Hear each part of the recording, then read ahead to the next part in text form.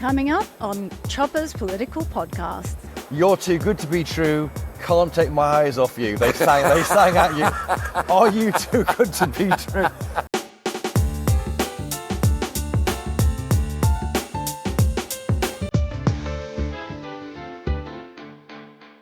Welcome back to Chopper's Political Podcast, where we bring you the best gossip, news and stories from the heart of Westminster.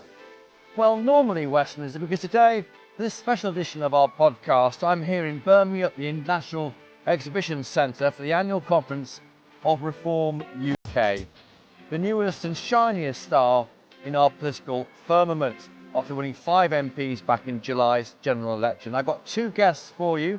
Later, I'm joined by Holly Valance, the former Neighbours star and the former pop star and actress and now donor to Reform UK, and maybe a possible election candidate for that party next time round. But first, well, who else to have on this podcast but the man who's done most to transform its possibilities, its electoral chances in a very few short months, but Nigel Farage, its leader, and for now, Nigel, its owner, because things have changed today, aren't they? Well, they have. And by the way, you're at the heart of Westminster. We're in the heart of England here, aren't we? I mean, that's the point. And we chose Birmingham deliberately for that reason. Yeah. The easiest place, perhaps, for the most people to get to. Yeah, I mean, look, I set this up in a very specific way. You remember, as a veteran journalist, the nightmares at UKIP I had. Yeah. With entryism, attempted takeovers. It was always other people, wasn't it? It was with their always views on flooding and homosexuals, all this crazy stuff. It was a nightmare. So I set this up with me as a majority shareholder. I often used to joke that democracy is an exercise that should be engaged in between parties, not within them. But I did it, of course, because I didn't want bad actors to take it over. And we've been through the infant stage. The terrible teens were the bad candidates in a general election. Yep. And this is now a fully fledged adult. And this conference was about a coming of age. So I'm giving up all my shares. We're changing the status of the company. It was one guaranteed by shares. It becomes a company limited by guarantee. Effectively, non-profit. The members own it. It's non-profit. The members own it. That's it. So I've given it away. But I think I've given it to a good home. Critics say that, I'll say Ben Habib, I know you thought that, I know, he does say it's not enough, that the board, if the 40,000 of the 80,000 members want to vote no confidence in you, the board can overrule it. First things so first. It goes on. First things first. I need the Electoral Commission to help me make these changes, so there's no reason why they won't with the status. We've got a board, an overall management board. With elected members on it. Which will be the leader, which will be the chairman, which will be the deputy leader and one other, and 3 elected representatives from the party as a whole. We're giving the branches much more power than any other political party. We will put candidates on a list and vet them. They will choose who they want. We won't tell them who they've got to have, like, Cameron's A-list. I mean, this is a big shift. And you're weeding out bad apples now, are you?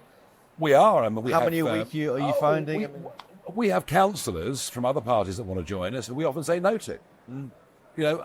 I know we'll be held to a higher standard than any of the other parties. I think you are, actually. And we are already. So we're doing our best. And look, it'll never be perfect. No. It can't be perfect. I mean, how many MPs in the last Parliament got suspended, got kicked out for all sorts of crimes? Yes. It'll never be perfect, but we're going to professionalise it. Yes. We're democratising it. All the things I promised in Clacton. And Labour have got their own issues recently, haven't they? With some of their MPs have been found out already. I think you'll find they won't expect them all to win. So there'll be by-elections before you can say Jack Robinson, and you'll be standing. And Starmer goes off to their conference in far less ebullient mood than these people here, because if you sell yourself as thee art holier than thou, and suddenly you're taking free this and free that. It's not. And you never have, to be fair. Let's come on to you in a minute. Yeah. I was at the party last night, a great night out with all the members here. You're too good to be true. Can't take my eyes off you. They sang at you. Are you too good to be true? Because what I mean by that is it all hangs on these shoulders. Well, no, I'm trying to broaden that. I mean, Zia, I've given an enormous amount of. He's the chairman, Zia Houston. He's the chairman, enormous amount of responsibility, and Richard Tice is the man that kept this going. He's the deputy leader. He's the guy in the House of Commons who's the most active of our MPs. And you could see on the stage yesterday, he's another one of those people.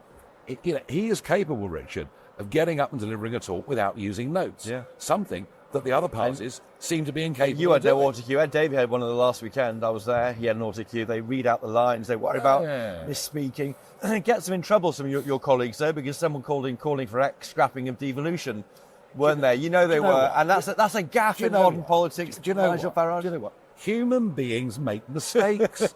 Everyone, we must stick to the party line. I don't want people to stick to the party If you line. want to be in government, you've got to stick to the party line, because that's the point of being in No, government. because in government, people have jobs to do. Yep. There are ministers, Yep. there are junior ministers, they have jobs to do. Yep. There's nothing that says that a party of government doesn't have voices on the back benches with different views. Yeah. I've never minded people having different opinions on things. I've never minded on issues of conscience. All I do insist upon is that you're actually fighting for the same team. Yes, and the same values. We'll come on to the values in a second. How does it feel walking on stage? I mean, you told me you weren't going to do this, and I said, you are going to do this. No, I didn't I think I kept telling was. you quietly at GB News in that green room when you were presenting there, you're going to do this. You can't. I wasn't You gonna can't do it. resist the I cause of wasn't the gonna grease do it. paint and the lights. Well, of course I love it. Absolutely love it. I mean, of course I love it. Of course you love it. It's about imparting messages. And with these guys, what yesterday was about this coming of age, was to try and say to them, look, I can't change the country on my own. It's on to you now. You're the guys that can do it. And they're all around us right now as It we're does feel broadcasting. impressive. It feels different to all of those. So do I feel conversations. excited by that? Yeah. What I've always loved in politics isn't rank, title or position. It's the feeling that I'm able to change national debates. And that's what really excites me. You are changing. The head of lobbying from a big FTSE 100 company was here yesterday. I said, why on earth are you here? He said, I'm having a look. Yeah. And I think people are having a look. Yeah. You may not expect having a look at your party. I'm sure that's right. And what they would have seen yesterday is a large audience of people paying their own money to come, a conference not dominated by big businesses or lobbyists or anything like that. Good, ordinary, decent people who know what they believe in and who represent the silent majority for common sense. On that, you're having it in the heart of England, surrounded by car parks. The big parties have their events in inner cities where lobbyists can get to it, corporates by trains, and it almost excludes members who drive and the rest. You are deliberately doing it seems to me, amongst people, not big. And in fact, everything costs loads of money because there's no sponsorship of anything. Well, so it a is. beer costs like £7.80 last night. I mean, pint. look, this is an expensive thing to put on. Yeah. There's no doubt about it. And it's expensive for the delegates to come as well. It is, yeah. It really is. Yeah. And I'm conscious that many of our best supporters could not afford to be here, which is why, between now and Christmas, I'm doing a conference in Wales, I'm doing a conference in the southwest of England, I'm doing a big event up in the northeast of England. So I will get out around the country, on one-day events to give people a chance to come. You mentioned the People's Army in your speech yesterday. Yeah. I've been there before with UKIP. That was the People's Army. It kind of I feel it got Brexit maybe. That was what the result was. It never won the power, did it? That is such a Westminster comment. It's not. Oh true. dear. You've spent too much time in the lobby. When we look back in 100 years' time, UKIP will be seen to be the most astonishing political party that actually achieved all its goals. Despite winning 2 or 3 MPs maximum. Doesn't matter. Doesn't matter. Okay. We changed public opinion. We forced the government into giving us a referendum, and we were a major contributor to winning it. So I never look at it in that way. But this is different. This is not about a crusade or a cause, as UKIP was. This actually is about our society, our country, the way we and your values. Our values are Let me vital come on to to that. us. Absolutely. The biggest applause you got yesterday was for saying this. We don't care about your skin colour or orientation. We care if you share our values in this country. We judge you as a person, and the crowd love that. Yeah. And that was you reaching out from beyond people who criticise you unfairly. You would say as a far-right party, they say racist party, and the rest of it. You're trying to say we're not that. But we're meritocratic. Yeah. We believe that human beings are human. Do you know, Martin Luther King, in the most famous speech in the 20th century, said, one day, I want my 4 sons to be judged not for the colour of their skin, but for the content of their character. We agree with him. And one of these values, though, the problem I have with that statement is that whose values are you talking about? Is it the kind of the white majority values? Is it other groups' values? These are the inherited values of a nation through its history Yes. and through its reach around the world. Yes. You know, it's not long ago that we had the biggest empire the world had ever seen.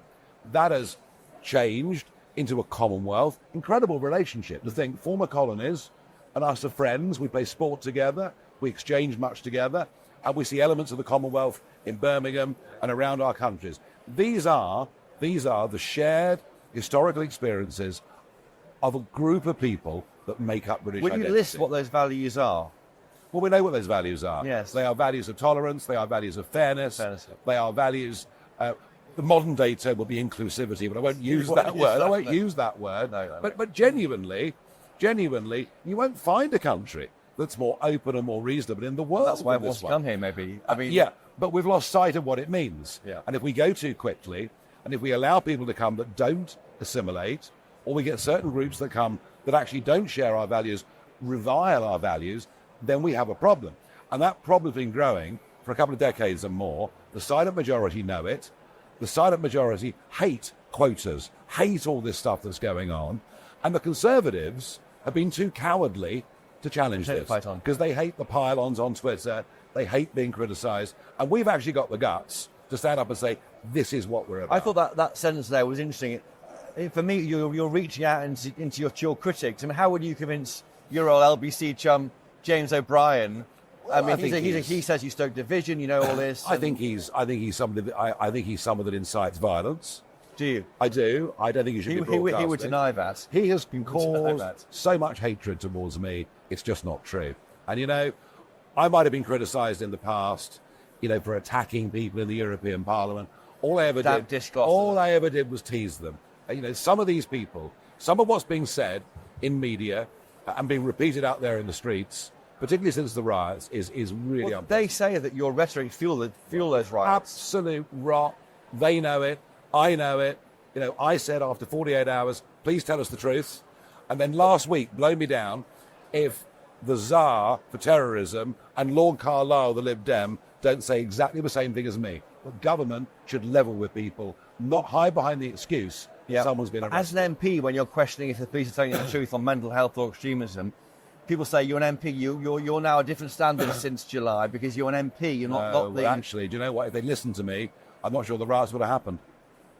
Right, because if the truth had been out, and the reason the riots happened is because the social media was full of wild conspiracy theories, whilst the government and police kept silent.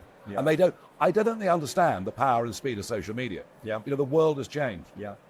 What's next for your party then? You're targeting votes through elections. We talked about devolution. I mean, I thought the other key words you said yesterday in your speech were the D'Hondt system. Yeah. Now what that means is votes equals seats in the Welsh Parliament, and that's where you can do well. It's a massive opportunity. Look, first things first. You know, we've got the branches moving, but this conference 260 so far. 266 so far. This conference is full of thousands of people that now want to get stuck in. We've got to manage that. We've got to organise that. And so the next big target are the English county elections next year. Plus we have Doncaster that's up. We have Thurrock that's up. There are 2,300 council seats up next May in England. Now, if we're going to get anywhere near that, we have to do 10 years of evolution in 6 months. It's a heck of a job. And then obviously we're starting to build for Wales and Scotland. How many are you targeting in the English locals? Well, let's see. A few hundred? I mean, no. Let's put it like this. Dozens? We've got enough people to have 2,300 candidates. The question is, are they the right 2,300 candidates? Because we will be held to a higher standard than everybody else. I'm aiming in those elections to win hundreds of seats. Simple as. Yep. Wow. And that's where you start putting roots down. The Lib Dem model you talked about, finding out where the voters are and knowing where they are and going back to them each election. I think all of the press pack understood what I meant about the Lib Dem model. Yeah, that works. It worked for them. Data, where they live, you're building on that. I mean, you did say well in July, the force of your personality, the force of just a fury with the Tories, 4 million votes equals 5 MPs. Yeah, I mean, look, we are massively behind on things like this. Yeah. But you always were. We always were. UKIP and but obviously, the stronger the branches, the more the activity, the more data we get. Yeah. I mean, you know, I'm not pretending this is easy. No. But I do think politically, a space has opened, the likes of which we've not seen before. Right now, but that might close with the Tories getting a new leader. We'll come back No one gives a damn about the Tories. Care, really. I couldn't care less. You and me talking, all of this now. Couldn't care less. Stage. They're a broken brand. The brand's broken. Yeah. Brand's Okay. gone. Okay. People are not going to come back to them en masse. Because It's of not trust, happening. because of trust, because of their time and power. Repeat it. Repeat But it. they can restore that, can't they? But the Not, voters- not within one parliament. No. So your opportunity is now. The window is now. right. Interesting. Yeah. Holly Valance, she will say shortly on this podcast she wants to be an MP. Would you help her be an MP? Of course. course. I love Holly. She's wonderful. Absolutely wonderful. And she reflects that upbeat, happy optimism that you've seen here over the last 2 She's days. optimistic. Donors are flooding in. Aaron Banks has been wandering around. I here. know, wonderful. Get the old bad boys of Brexit back together again. I was thrilled to see him. I really I think was. he's quite keen to be more supportive in future, by the way. I'm sure you know all this. Yeah. That could be interesting. Yeah, very. In talks with ex-Tory MPs to come across, would you wa- take them? If they want to come and don't bring the Tory poison, they're welcome. They're big names. How many are you in talks with? You know, I'm not interested. Yeah, you are. You're interested. I know, I'm a because journalist. you work in Westminster. I'm interested in these Okay. people Very who live, quickly. who live in the real You've world. got to go. They want to talk to you. Enough of me. Do you pay for your TV license? Yeah, sadly. You're going to stop doing that? You saw I really ought to stop.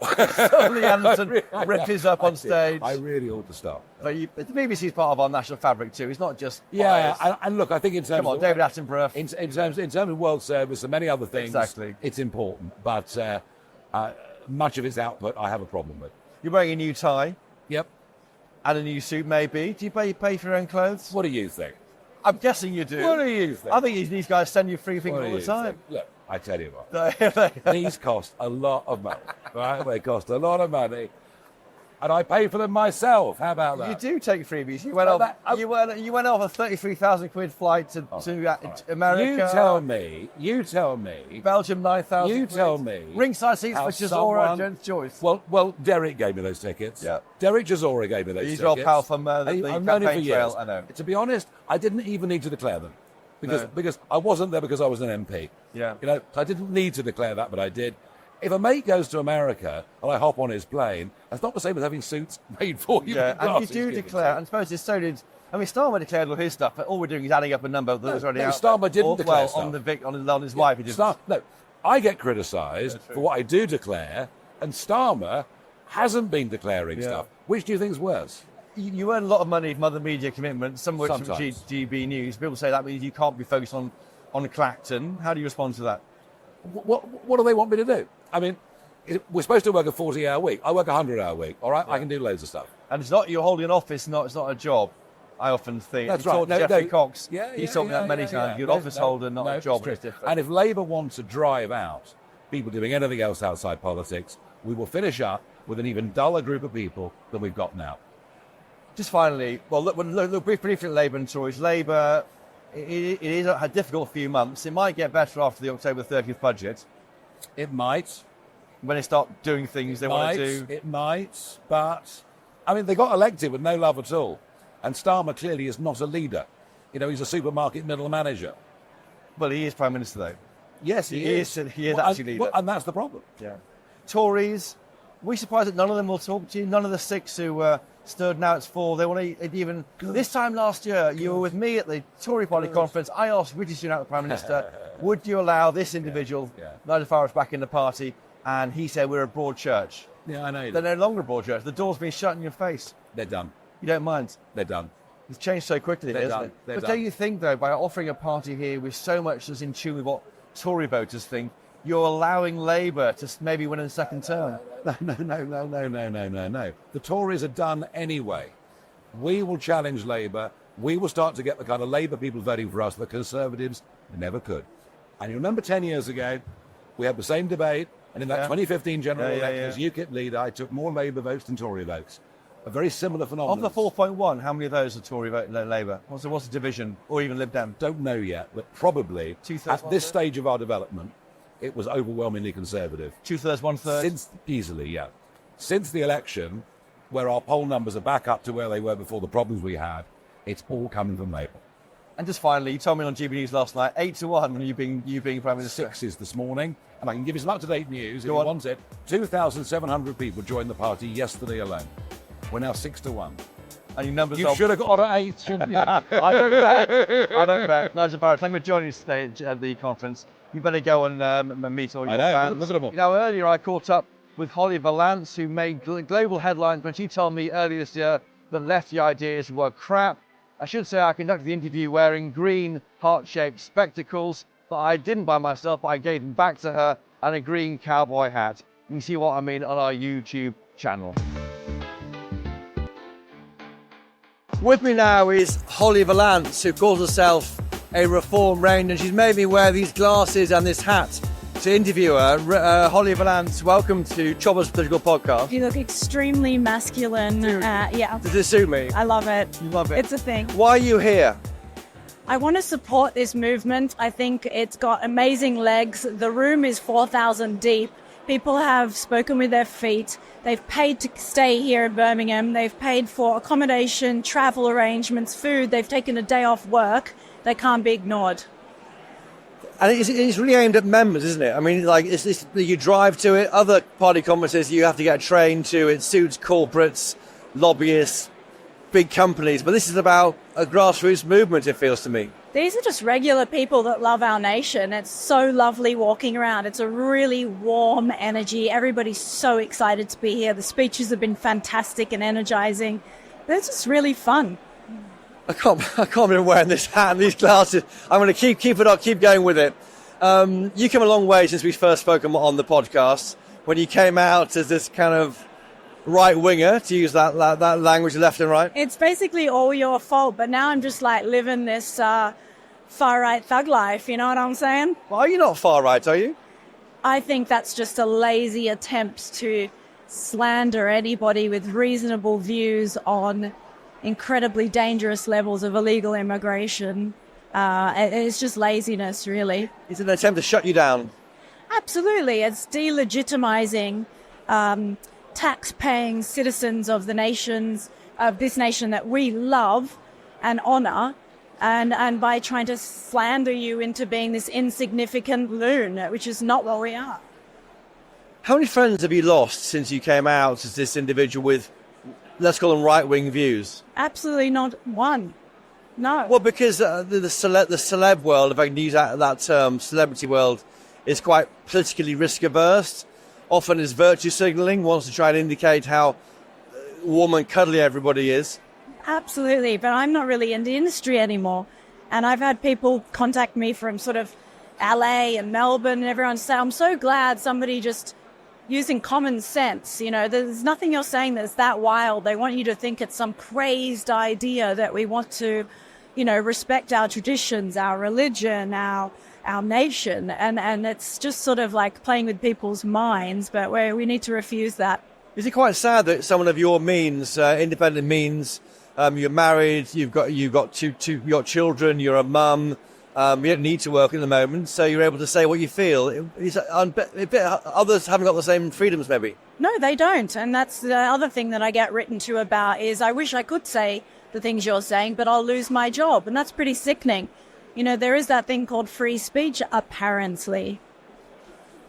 And when we first met you at the PopCon convention, that was a Tory event, really. Or Nigel Farage was in the front row, but it was right-wing Tories. Since then, you've turned your back on the Conservatives. You could say that, but Lee Anderson was there too. And look at him go. So was Jacob Rees-Mogg. There you go. We're going to take a few others too. And you then toyed with becoming a Reform candidate at the election. Tell us about that. Well, look, I was very kindly asked would I consider. It's something that I think is an incredibly serious, important job. It wasn't right for me at the time. If at some point over the next 5 years that becomes more realistic, then I'd revisit that. But for right now, I'm just supporting from the sidelines. It was quite a rush because I think Nigel Farage came out 2 weeks into the campaign as the new leader, didn't he? And then, you had like 48 hours to decide what your plans were, which is too little time. Absolutely. And I want to speak from a place of a sort of an educated viewpoint. So it would be better to represent perhaps my area where I know how the community lives, where the crime is, where the things are that aren't working for our community. So if at some point that happens, fine. But right now, it's not even on my radar. You live in West London, and you talked before about being mugged for your watch, or you've seen muggings. Constant. I mean, it's just getting ridiculous at this point, which I think is exactly what this government wants. Complete anarchy. It's communism 101. that isn't the case. They don't want anarchy. They want to protect the streets, but maybe how they do it is not what you'd agree with. I would totally disagree with you, Chopper. How much have you donated to Reform UK? I'm sure you can look that up on something if you really want to know the numbers. Lots of money. I would like to donate more, but this is the starting funds, and you can advocate for someone and something that you believe in many, many other ways if you're not able to give monetary amounts. It's quite interesting. I've been asked for selfies here. They all like GB News amongst Reform UK supporters, perhaps no surprise. There is something stirring maybe here. It's really a very exciting time. I know we're all sort of reeling on this side of politics from the election, but I think there is hope. We need to mobilise. We need to start talking to one another and gearing up for the next few years and see what happens in 2029. Can Reform UK win the election? Nigel Farage says so. Oh, absolutely. Absolutely. Really? 321 more MPs from 5 at the moment? In this day and age, the way technology works and the way you can reach people with levels of communication all times of the day and night, there's no reason why it couldn't work. If you could change one thing, one policy in this government, what would it be? Right now? Well, I mean, obviously, the OAP is not getting their winter fuel allowance makes me feel pretty ill. But there's, I read 157 pages of the Manifesto, and I can't name many of the policies because it was like, the back of a shampoo bottle says more. That's of all the parties or just the Tory party? Particularly the Labour Party. The Tories are organising themselves now. They're getting one of 4 candidates. Which one would you vote for? To be honest, I'm a very big fan of Suella, and so she's not really in the running now, so I think that's a shame. So who would you stand? There's Robert Jenrick, Tom Tugendhat, James Cleverly, Kemi Badenoch. No. I don't even want to really choose somebody. I think it's sort of doesn't really mean anything. The critics say the party has talked right and governed left. It hasn't really done what it said it would do. Is that what you feel? I think people are pretty disenchanted with the way things are gone. I was a Conservative small c for the last probably 15 years or so, and then voting for the Tories for the last couple of elections. And then people have been frustrated with saying one thing and doing another, and all you have is your word in life. So if you can't stick to that, then you have nothing. And Nigel Farage is someone who can do that for you, you think? I think he's been very consistent. His foresight's insane. Go back and look at his speeches from, 15 years ago, and everything that he says is going to happen does happen. So I want to listen to somebody that's a genuinely decent person. Yeah. He's got incredible foresight. I think he's a proper leader, and that's what we need. The Labour government seems unable to understand concerns about immigration. Why is that? Is it a far-right issue for you? Not really. I'm reading it. I just finished an incredible book, The Naked Communists. And if you read it, you'll probably see a few familiar things that are happening in the world. If you want to know what's going to happen, read the history. So you think it's a bit wrongly expressed? Immigration is a concern. It's obviously a concern. I've got friends in different parts of the country that are like, oh, let's welcome everybody in. If you bring something to the table, absolutely, let's welcome everybody in. I've no problem with immigration. It's illegal immigration that's an issue. And letting anybody in, you don't know where they are, where they've come from, what they're going to do when they're here. And that's where we're finding the problems are. I don't think that's an unreasonable thing to have concerns about. Just finally, you're going to record a song with Nigel Farage. What's your plan over the next 4 years as this party careers towards the next general election? I don't know. It's kind of an exciting party to be involved with because they are always coming up with new and interesting ways to do things. It's really modern. It's really anti-politics, which I find so refreshing. What does that mean? It just means it's not the same stale old crap that everyone's been doing for a long time. It's fun. It's energetic, it's welcoming, it's part of being a community, it's talking to each other about things we're allowed to speak about until you're arrested in your house for doing so. It does feel that, I think, here. But the system is stale and old and crap. And so it does weigh against challenger parties. Yeah, there's lots of things that I don't know. I wouldn't want to perhaps introduce any ideas while Labor's in power, to be honest, and give them any great big ideas they can nick and then watch. Well, Holly Valance, Holly Candy, thank you for joining us today on Chopper's Political Podcast, and I'm put on your hand glasses just to ensure you'd come on. Holly Valance, thank you, and thank you also to Nigel Farage earlier. Thank you for listening to and watching Chopper's Political Podcast this week. I tweet at Christopher Hope on X and email me chopper@gbnews.uk. If you enjoyed this podcast, please tell your friends. If you really enjoyed it, please leave a 5-star rating and your review on Apple Podcasts and Spotify. It helps other people to find it. Thanks to the brilliant GB News team behind this podcast: Mick Booker, Jeff Marsh, Rebecca Nunes, George McMillan, Keith Bays, and a huge team of camera operators too. Most importantly of all, thank you to you for watching and listening. If you want more Chopper in your life, and who doesn't, catch me on GB News during the week with political information, political stories, analysis just for you, and at midday on Wednesdays when Parliament is sitting for PMQs Live. And do keep up to date with all of your best political reporting on our website, gbnews.com. Until next time, from Reform UK's conference here in Birmingham, cheerio!